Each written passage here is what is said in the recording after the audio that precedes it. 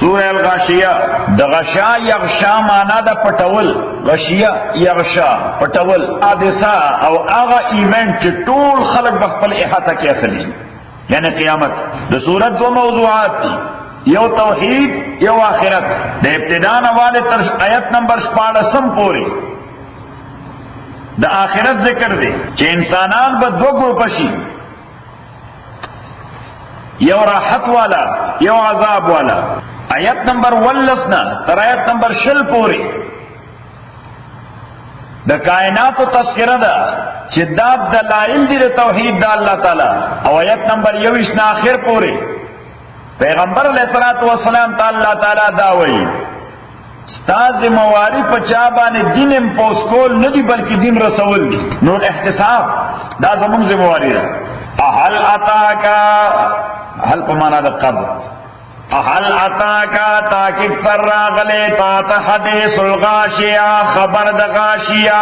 غاشیہ معنا covering tragedy which will cover all the human beings. وجوه یومئذ خاشعۃ، بازی مخونه پدا ورځ باندې خاشعۃ، خشوع دیتا وای سپیره وای سپیره.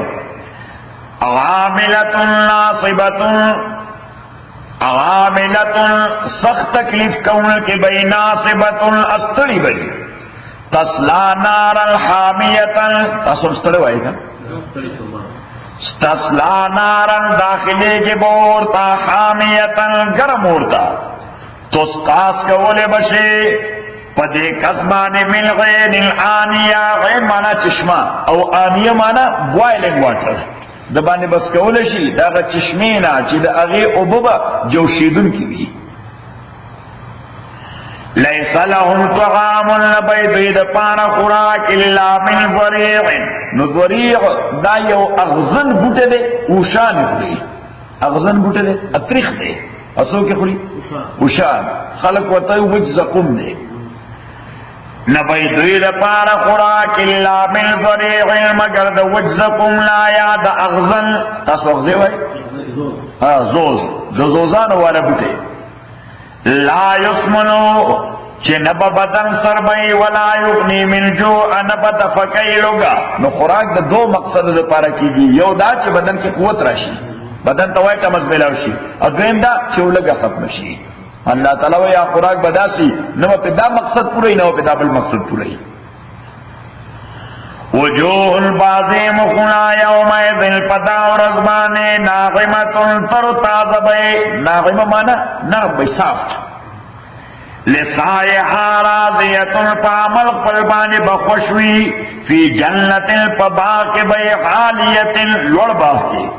لا تسمعو فیان باور دی باغ کے لاغیتن فضل خبرہ، بے مقصد خبرہ. لغو خبرہ مانا بے مقصد خبرہ.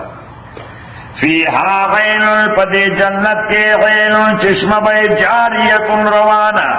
فیہا سرر پدی کے کشنز بے صوفے بے مرفوعت دیر عالی شانی، رفیع القدر یا غٹے غٹے ڈکے ڈکے. واقواب موضوعت، واقواب اولوشی بے پیالی بے موضوعت قطارا در قطار خود شوی و نمارکو اتکیا گانے بے. فلوز تکیا گاو تکیا ہوئی ہوتا. مصفوفت قطارا در قطار کی خود شوی و ضرابیو، ضرابی اتاو سی دیوال سر چاپی را چولی خلق پکیلی دیوال سر نو ہوئی مونگا تا تلائی ہوئی. تاسو ورطا سوائی غټه جن جوړ کړی د پمبې نه پمبوم کې جوړی نیاله وای نیاله وای نو زرابی ګور بشره. وزرابی اکور بچے بے مبسوسۃ القریشوی.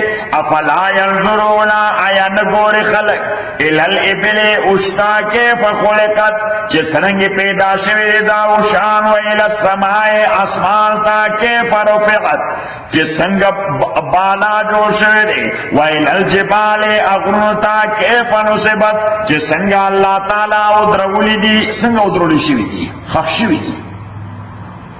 وَإِلَى الْأَرْضِ عَظْمَكِتَا كَيْفَ سُطِحَتْ، چې څنګه خورکړې شوې ده. فذکر ریمایندر ورکوا پیغمبر ته الله تعالی وایي د کائنات دغه څلور شیونه چې درته ما یاد کړل خدای پیژندو لپاره دغه هم ضروري دي. خدای پیژندو لپاره دغه هم ضروري دي. که یو سړی په دې څلورو څیزونو سوچ وکړي نو دا به یقین راشي دې پیدا کوونکی واقعي ډېر لوی ذات دی. دې شیونو پیدا کوونکی نو الله تعالی پیغمبر ته فذکر زړه مه خوره، ډونټ وایي، فذکر ریمایندر ورکوه، فذکر ریمائنڈر ورکوا انما خبر دادا انت مذکر چی ریمائنڈر ورکو ان کے لستق علیہم نیت دوی بالے بمسیطر المسلط الا من مگر آسو تولا چی مخوارو دو دن لا وکفرا انکاریو کو فیغذبه اللہ غذاب ورکیدتا اللہ تعالی الغذاب الاکبر لوی غذاب ان الینا ایابهم تاکی سرمون ترجو دویدا واپس دویدا ثم ان غلینا حسابهم اب یا تاکہ سرمون بانی حساب دویدے. نو خلاصہ سورہ غاشیہ ابتدا کی دا آخرت ذکر دے او دا دو گروپونو